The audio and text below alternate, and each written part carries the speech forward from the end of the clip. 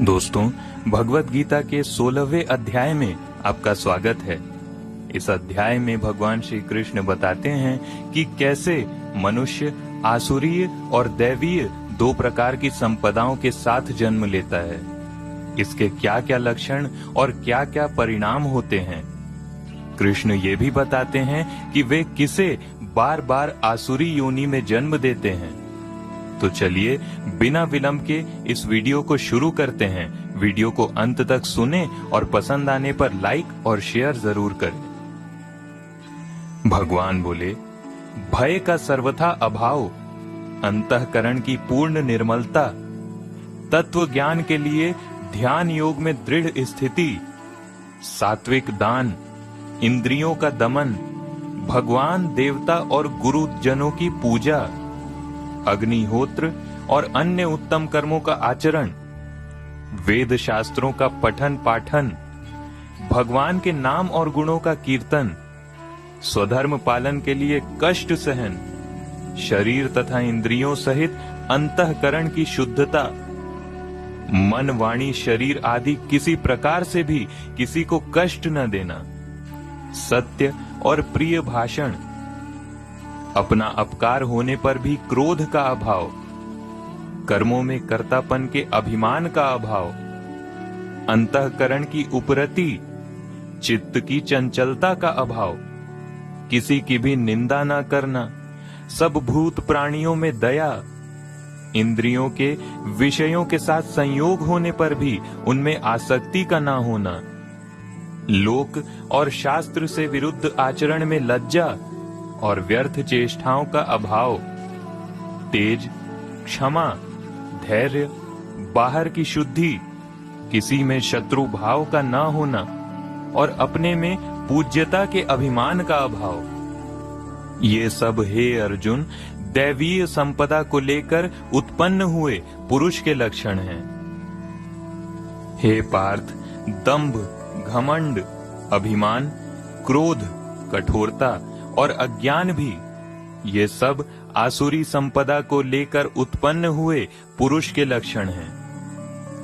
दैवी संपदा मुक्ति के लिए और आसुरी संपदा बांधने के लिए मानी गई है।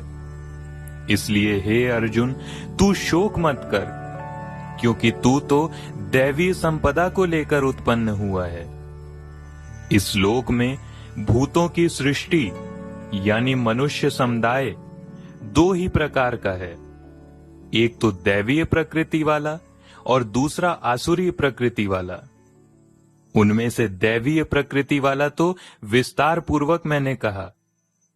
अब तू आसुरी प्रकृति वाले मनुष्य समुदाय को भी विस्तार पूर्वक सुन। आसुर स्वभाव वाले मनुष्य प्रवृत्ति और निवृत्ति इन दोनों को ही नहीं जानते। इसलिए उनमें न तो बाहर भीतर की शुद्धि है, न श्रेष्ठ आचरण है और न ही सत्य भाषण है। वे आसुरी प्रकृति वाले मनुष्य ये कहा करते हैं कि जगत आश्रय रहित, सर्वथा असत्य, बिना ईश्वर के केवल स्त्री पुरुष के संगम से उत्पन्न है। अतएव केवल काम ही इसका कारण है, इसके सिवा और क्या है।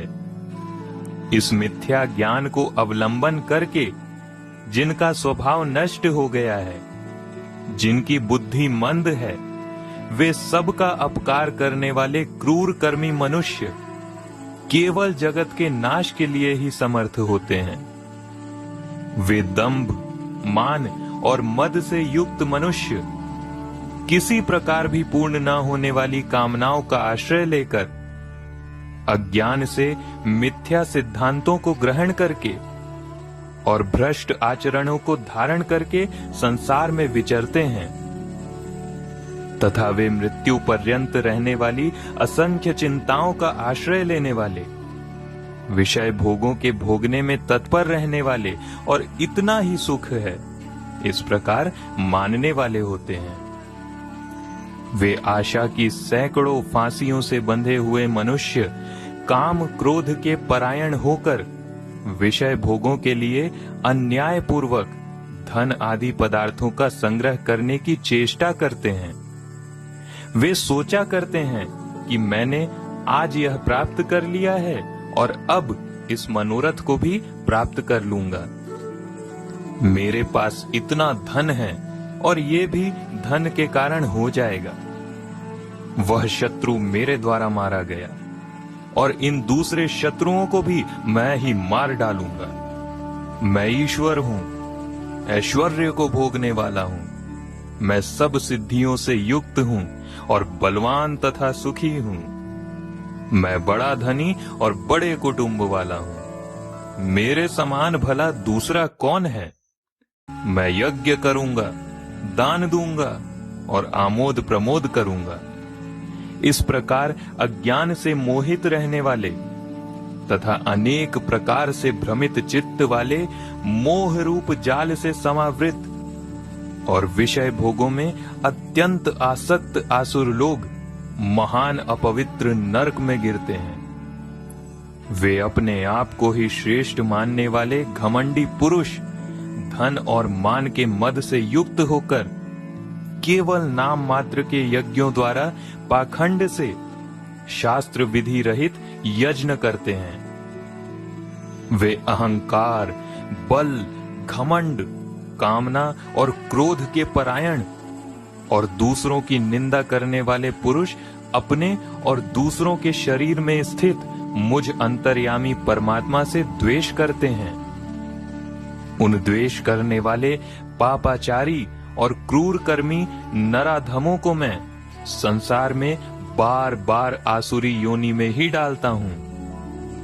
हे अर्जुन, वे मूढ़ मुझे ना प्राप्त होकर जन्म जन्म में आसुरी योनि को ही प्राप्त होते हैं, फिर उससे भी अति नीच गति को प्राप्त होते हैं, अर्थात घोर नरकों में पड़ते हैं।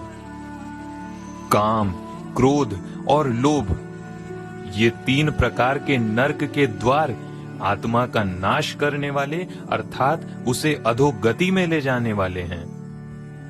इसलिए इन तीनों को त्याग देना चाहिए। हे अर्जुन, इन तीनों नरक के द्वारों से मुक्त पुरुष अपने कल्याण का आचरण करता है। इससे वह परम गति को जाता है अर्थात मुझको प्राप्त हो जाता है।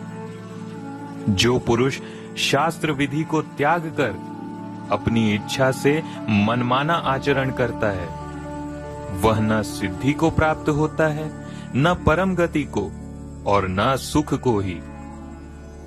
इसलिए तेरे लिए इस कर्तव्य और अकर्तव्य की व्यवस्था में शास्त्र ही प्रमाण है। ये जानकर तू शास्त्र विधि के अनुसार नियत कर्म ही करने योग्य है, अर्थात तुझे ऐसा ही करना चाहिए।